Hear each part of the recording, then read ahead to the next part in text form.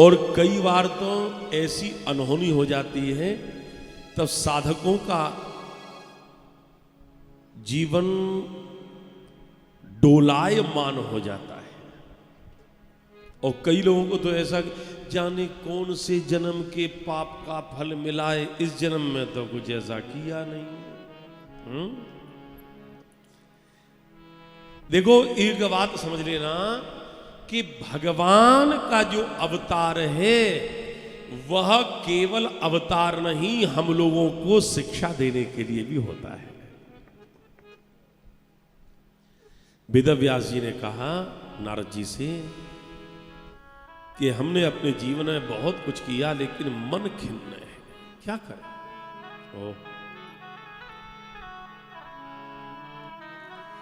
महाभारत लिखा हमने, और महाभारत में भी धर्म अर्थ काम मोक्ष के संबंध में घोषणा की वेदव्यास ने। धर्मे चार्थे च कामे च मोक्षे च भरतर्षभो यदि हास्तन्यत्रो यन्ने हास्ति न तत्क्वचित। धर्म अर्थ काम मोक्ष के संबंध में जो महाभारत में है वो सर्वत्र है, जो महाभारत में नहीं वो कहीं नहीं मिलेगा।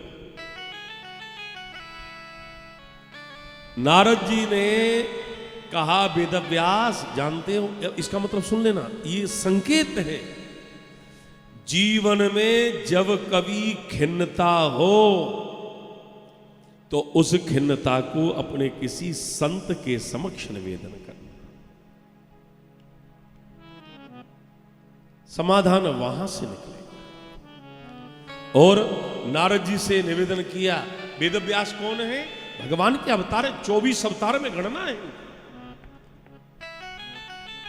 और अब नारद जी ने कहा तुम जानते हो वेदव्यास जी, आपने सब कुछ लिखा लेकिन भक्ति का ग्रंथ नहीं लिखा।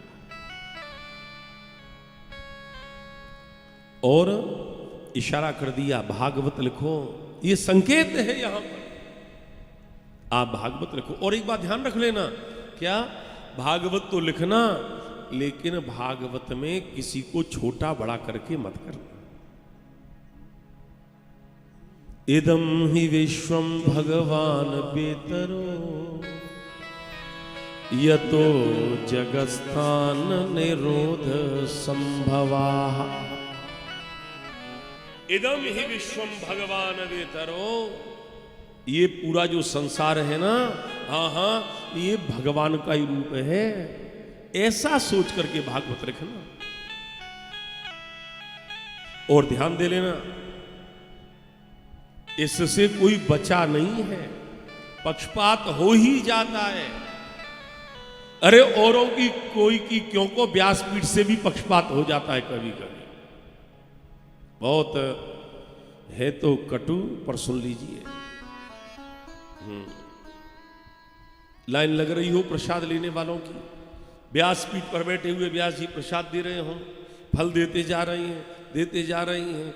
मालूम पड़ा चौथे नंबर पे जो हमारा जो है बहुत अतिशय प्रिय है, चौथे नंबर पर जो आ रहा है, देते जाएंगे देते जाएंगे, जब उसका नंबर आएगा तो बड़ा सेब दे दें तो ठीक ही रहेगा। पक्षपात होता है ना। वेदव्यास से देवर्षि नारद ने स्पष्ट इसीलिए कह दिया।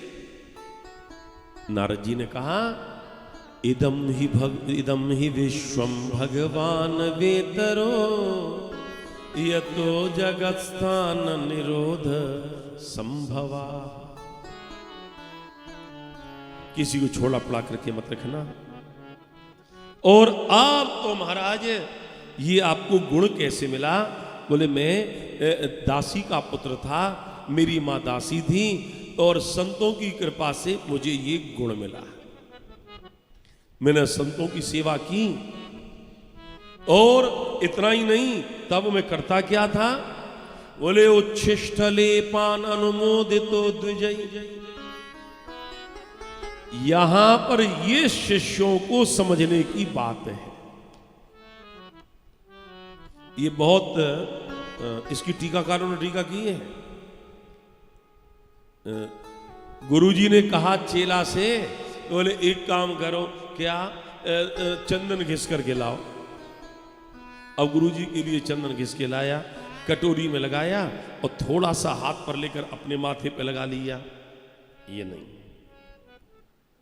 तो अनुमोदन करके, अनुमोदन प्राप्त करके चंदन घिसा, ठीक है, उच्छिष्ट लेपान अनुमोदितो द्विजयी, आज्ञा लेकर गुरुदेव। अब गुरु जी की चीज तो अपनी है, उसमें क्या दिक्कत है, ऐसा उच्छिष्ट लेपान अनुमोद, ये संकेत है।